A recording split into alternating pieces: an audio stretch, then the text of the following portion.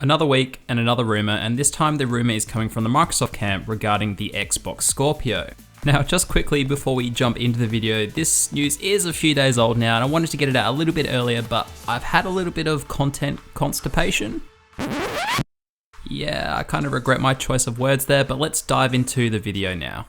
Now, again, this is a rumor, so take it with a pinch of salt. But this rumor first originated and came to light through Digital Foundry, which claimed to have gotten their hands on a white paper.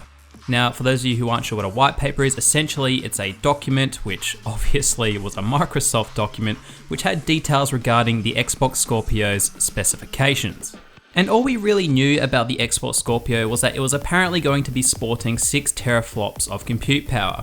So yeah, Microsoft's been kind of vague about it all, and I guess we will obviously find out at a later date, but this white paper apparently shares detailed information about the system's hardware. Now, I've got a link for you up on screen now, so feel free to click it and go visit Digital Foundry and have a detailed read through the specifications for yourself. But to basically kind of sum up in layman's terms the specifications of the machine, it's essentially just reiterating the fact that it is going to be more or less 6 teraflops or a bit over in compute power, and the rest is kind of blah blah blah teraflops. But if you want to go have a read for yourself and get into the real nitty gritty of this white paper, then as I said, the link's on screen, so go knock yourself out. But what really captured my interest with this white paper is how Microsoft is intending to handle the power of the machine. And to be honest, I thought the Scorpio would essentially be the 4K version of the Xbox One S. You know, we had the Xbox One S, which did 1080p, and we had the Scorpio, which is going to be 4K. But they appear to be taking a page out of the Sony and the PS4 Pro book. And by that I mean with the Pro, Sony is allowing developers to apply the Pro's extra power in areas that they see fit. So for example, if a developer wants a 1080p experience with higher fidelity visuals, they've been told they can go nuts.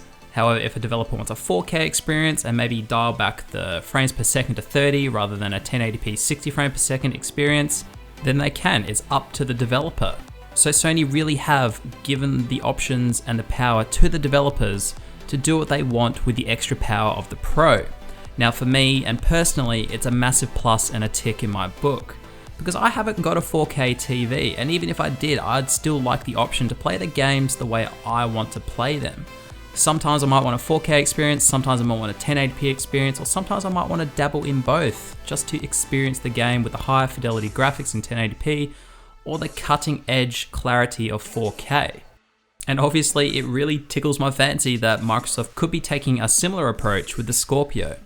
So I'm just going to quickly read you a paragraph from the white paper itself, which is leading myself and others to believe that Microsoft are going to give developers the power to decide what they want to do with the extra power.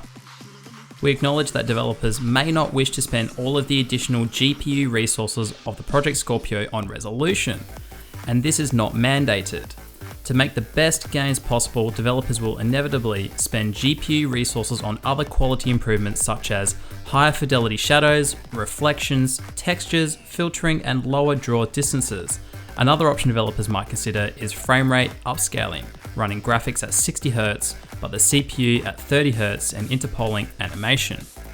Now, the white paper also goes on to detail other techniques which the Pro also employs, like checkerboarding and other rendering techniques, to improve frame rates and eke more visual benefits out of the system. So again, remember, this is a rumor, so take it with a pinch of salt, because all of this could possibly never come to fruition, and the Scorpio could just end up being a 4K box. But if Microsoft do end up actually giving developers the power, and if developers do actually pass the choices and options onto us, the gamers, does that excite you? Just like with the PS4 Pro, would you like the option to be able to play in either 1080p or 4K, or check this box or that box for this graphical setting or that graphical setting? Does it excite you? Is it something you want from the Xbox Scorpio? And before we wrap it up, guys, just a little side note and food for thought. If Microsoft do end up releasing this box, which gives developers the choice, which then in turn gives players the choice to control the games and play the games the way they want to play, how does this affect the PS4 Pro?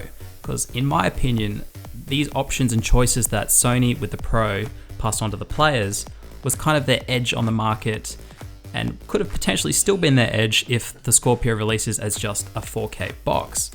But if this Scorpio box does come out, which gives players the options, how does that affect the Pro? Because essentially, the Pro has now lost its edge, and it's now the less powerful machine by a substantial amount. So let me know down below, guys, give me some food for thought. And as always, please remember to rate, comment, and subscribe. My name's Sully, this is One Guy's Opinion, and we're gonna talk in the next video.